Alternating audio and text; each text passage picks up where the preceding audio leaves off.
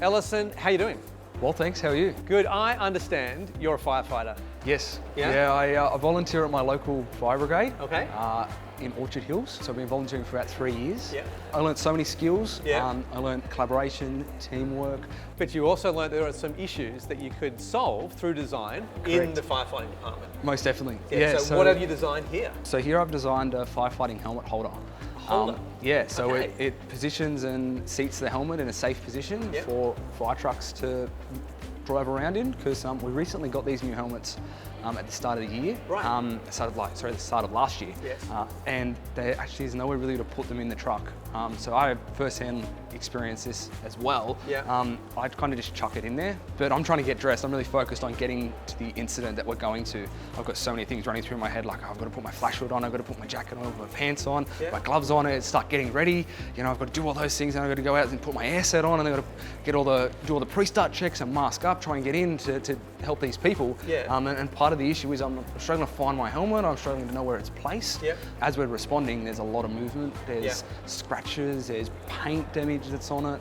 And I actually researched they're not cheap helmets either. They're quite expensive to replace. How much are we talking about? Like $1,300 per helmet. Right, There's over 2,200 trucks in the RFS, and then when you multiply that by about 2 to 3 firefighters per appliance, you're looking at some big numbers there. So what did your firefighting colleagues say when you told them you're going to fix this helmet problem? Well, over 90% of them agreed with me that we actually had a problem, and 100% of them, I did actually a little bit of a form survey that I sent out, and 100% of them said that they'd use a new holder if there was one available to them.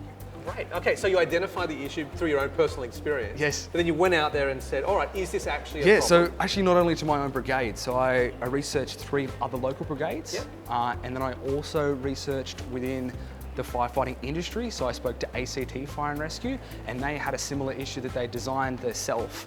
And they only have 6 fire trucks down there, so there's not too many down there. But they also struggled with the same issue because that solution actually didn't solve their problem. Right, it was a small Band-Aid solution. What I'm already loving is the fact that you've kind of identified the need for your design, and then you've socialized the question or the problem. Most definitely. To get all of that feedback in, and then sort of leapt into the design process. Yes. Does that sound right? Yeah, it does.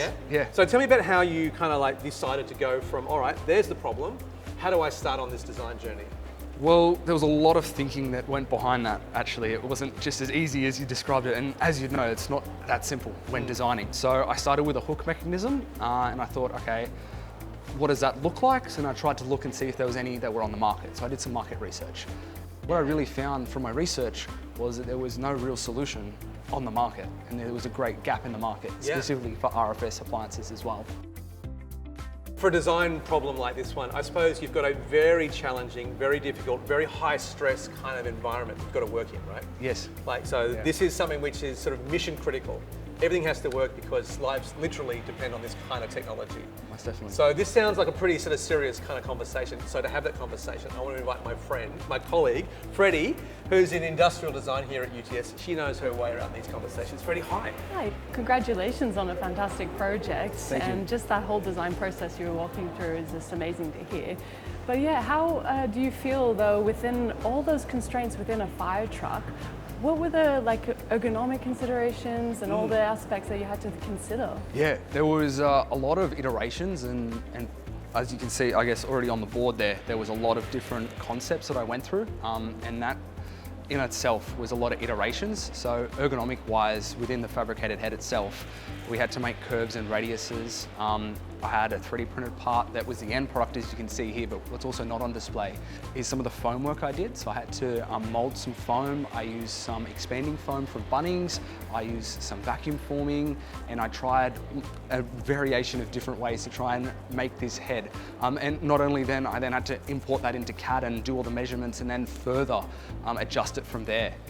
Which again, that's a lot of work. And as you can probably see as well here, there's not just the fabricated head itself, there was a lot of hooks, there was clips, there was spine mechanisms, there was pole mounts, and also in itself as well, there's not just one solution for this issue. There's 3 displayed here because I could not just find one solution, there was multiple factors that played upon each solution. Walk me through some of the material considerations. So there was a lot of research in the materials that I'd chosen. The one that's on display here today is ABS, which is known for its strength, scratch resistance, chemical resistance, and its reduction of the greenhouse effect, which is commonly experienced in trucks and heated environments. So I tossed up between ABS and ASA, which are two different 3D printing materials that are quite common to use for something like this. However, ASA was harder to print. So this material was much easier to get a higher quality finish for something that's on display and that's something that needs to be working consistently, as well as the strength it provides. I also experimented with PLA, which I found one online that had a magnetic base to it. So it was iron infilled PLA, which allowed it to be very, very slightly magnetic, but definitely not enough for what I needed. What about surprises? I mean, hurdles along the way, but maybe a hurdle that really gave you a lesson you didn't expect. Yeah. Honestly, there were so many little hurdles, but probably the biggest hurdle that I found was overcoming the material choice. There was such a big discrepancy in all the materials that I tried. Right. There was so much research, and I got so bogged down in the research that I kind of got lost in what was I trying to achieve. And that was part of an issue that I found was, I think maybe would have been a couple of weeks before the MDP went on display, parts broke. And I was like, oh my, what is this? You know, like I can't have things breaking, what's going on? And that was part of my research that I didn't incorporate. I kind of ignored my research because I thought I've done my research, like it should work. I should be knowledgeable in this state. But I guess the biggest hurdle for me was kind of pushing my knowledge to the side. And I should have probably just kept thinking like I've done the right thing and have more faith in myself. So a moment of confidence. Yes. Where your confidence kind of left you for a second. Yeah. Before you found a way to kind of get back to it. Because you definitely did. What I really appreciate about that is that sense that this journey is an up and down journey. Yes. It's not a kind of a straight line, and you seem to have navigated that landscape particularly well. Another thing that I think is really impressive is your prototyping. And a lot of students from where I come from when I teach tend to want to stay in their sketchbook before they've got it right. But you seem to prototype often and early. Yeah. And that seemed to be super helpful in getting you much further down the track. So out of the sketchbook into the world. Yeah. Would you feel that was fair? Yeah, I actually 100% agree with that. I really struggle with sketching. I have a lot of ideating that happens in my head, and I think of things, and I struggle to convey that through sketching because I've never really done sketching until I came to uni. Right. The way that this process worked was that I'd think of something and I'd go, I'd envision what it would look like in my head. And then I'd figure out how to represent that in CAD. So I'd watch heaps of videos, I'd really educate myself in how this would look. And then I'd kind of build it out to how I'd think it and then test it. Or like just the drawings. I had a lot of measured drawings that came out of this and went, is this really gonna work? So I guess a lack of skill for me was my ability to draw, but that didn't stop me from producing a great product. The 3D prototyper became your sketchbook. Exactly. Yeah, there's so much sketching, and I guess I had a go at the sketching, but the CAD was the main way of presenting my ideas to others. So with that in mind, what advice would you give to other students who are considering doing a product design pathway like you've done here for the HSC? I think you could learn so much from the HSC curriculum and just get so much from it, because the only limit to your success is yourself. So keep an open mind and kind of keep focused on your goal. I think that was really evident in my project. I designed something, my original issue was storage in fire trucks. You know, people think of hooks straight away, and if you kept a mindset of a hook, you probably wouldn't get where I was. Just keep yourself open. So imagine for a lot of students at the very beginning of this process, they're coming up with an idea, but they're overwhelmed by the world they're about to walk into. But it seems like you're just saying one step at a time. Like just sort of, what is it, you eat an elephant, one mouthful at a time? Exactly. So just go slowly and steady. Is that the kind of advice you'd give? I 100% agree with that, because if you take on way too much, and I personally have done that, I have got to points where I've been so overwhelmed, it's not funny, but you need to focus on what you're actually doing, what you're trying to achieve, getting to that end goal, and then focusing on what steps you reckon you need to.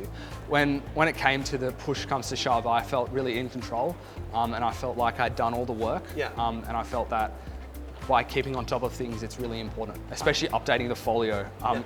Consistently, a folio it seems like a lot of work, 80 pages, but when it comes to the end and when you're trying to downsize on pages, that's when you know you've done really well. Too much to fit into 80 pages. 100%. I guess the other side of that coin is for those students who are sitting there again at the beginning of the process, wondering, what's my big idea? Where do I find my big idea? But for you, it was right in front of you. It was your experience being in the fireys, it was literally at arm's reach Yes. from where you were sitting in that fire truck. It was, and that was part of the thing that I had to recognize. For me, I wanted to find something that I would be really interested in, Yeah. and something that I would be really focused on. Yeah. And that was something that I completed. I think that's a great lesson actually Yes. from your project, is that you don't have to look far and wide. You don't have to have the biggest world-changing idea. Just that first little door, that first little moment, that sort of opened up everything. And in your Exactly. project, what started off as a hook Yeah. became all of this and all of these networks of stakeholders and Yes. connections, and what sounds to me like the beginning of a fantastic product design career. Like, that's all opened up from this project. Most definitely. How fantastic is that? Yeah, it's Yeah. amazing. Congratulations, this is Thank you amazing very much. stuff, and it really serves a need. It comes from a very genuine place, and what I love about it probably the most is it seems like it's perfect for you. What a great fit.